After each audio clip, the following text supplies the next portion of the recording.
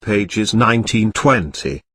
Still looking in the dealership window, Marty notices the 4x4 and his "Wouldn't it be great to have that car" speech, only he ends it with, "Put our sleeping bags in the back. Make out under the stars." "Less classy, Marty.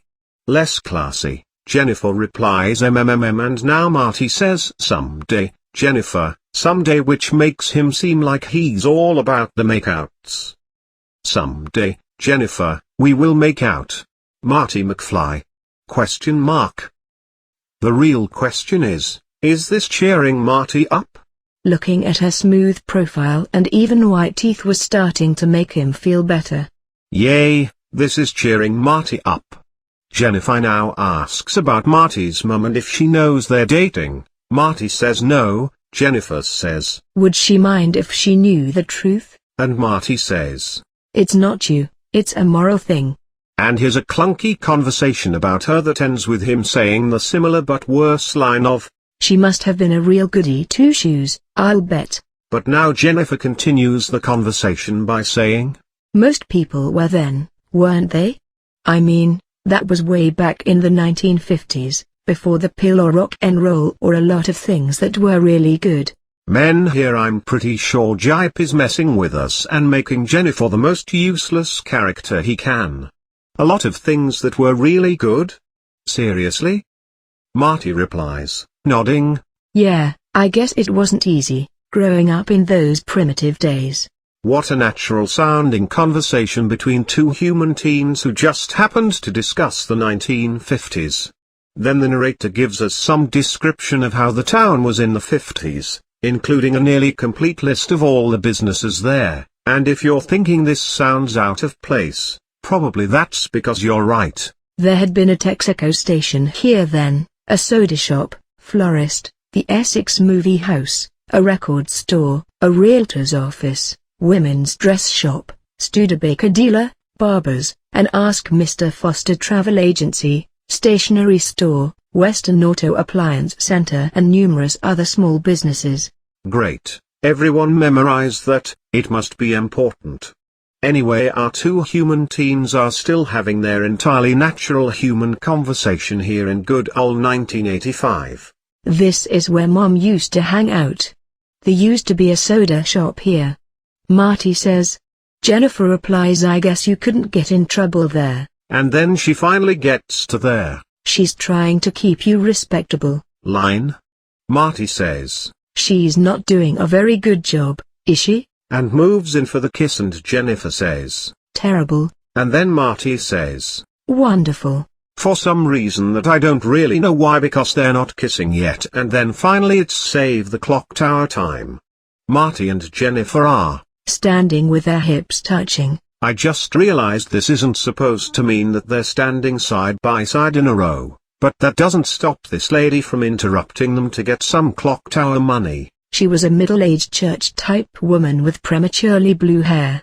Her upper lip, Marty noted with just a touch of revulsion, was covered with nearly enough fine hair to provide an aspiring young man with a decent mustache. Stay classy, Marty. Also, blue hair in old women is caused by dyes. The blue rinse used to counteract perceived yellowing of hair. It doesn't just happen when you're old, and it certainly doesn't just happen prematurely, Marty. I think I liked you better in the movies, Marty. Here on page 21, Clock Tower Lady and Book Marty have a conversation. In the movie, as with most things here, their conversation is short and to the point. Save the clock tower! Save the clock tower! Mayor Wilson is sponsoring an initiative to replace that clock. 30 years ago, lightning struck that clock tower and the clock hasn't run since. We at the Hill Valley Preservation Society think it should be preserved exactly the way it is, as part of our history and heritage. There you go, lady. There's a quarter. Thank you. Don't forget to take a flyer. Save the clock tower! Where were we? However, here in the book instead, Church Lady does her speech and then keeps talking. We at the Society feel it's a landmark of scientific importance, attesting to the power of the Almighty. Ha ha. Hey, remember when I said not to learn science from this book? Please continue not to learn science from this book. But at least we've tracked down the exact moment when science and religion started to get conflated in popular American discourse, huh? Marty says. All right, lady, here's all I have at the moment. A quarter. Is that okay? We're delighted with anything, the woman smiled, revealing badly stained dentures. A good cause can get by with nickels and dimes because it has the backing of the people. A bad cause, even if funded by millions from evil sources, is nevertheless bound to fail. Why are we hearing this woman's opinions? There is no reason. This line sets up no greater theme of the funding of good versus evil. This will not pay off later. Biff Tannen is not getting secret financial consideration from neo-Nazi seal clubbers.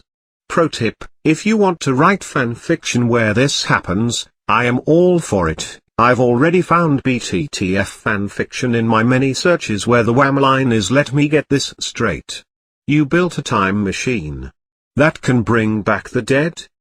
She offers Marty a flyer, which he takes, and then offers one for Jennifer too. And since Book Marty is apparently Dick Marty, he considers screwing her over because he's a dick now.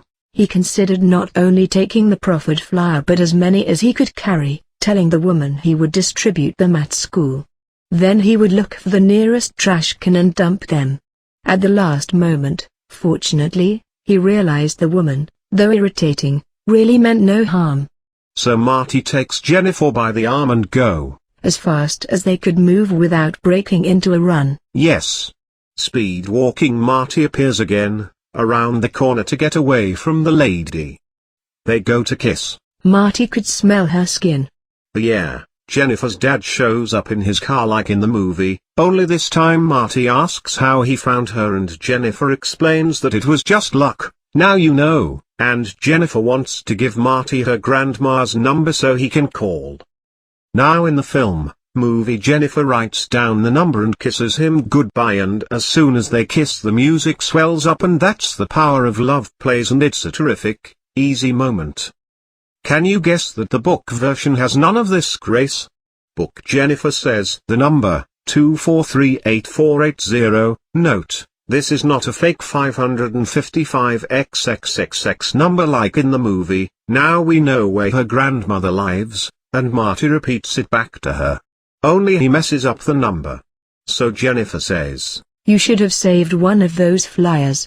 An aside, are you confused as to why I didn't mention earlier that Marty threw the flyer away? Don't worry, the book didn't mention this either. Ha ha ha, why? At this point Jennifer needs something to write on and in trying to find something looks at her own hand and discovers it still clutched one of the propaganda pieces. Oh, Jennifer. You were never my favorite character, but I'm still so sorry for what this book is doing to you. So she writes down her grandma's phone number and throws in an I love you.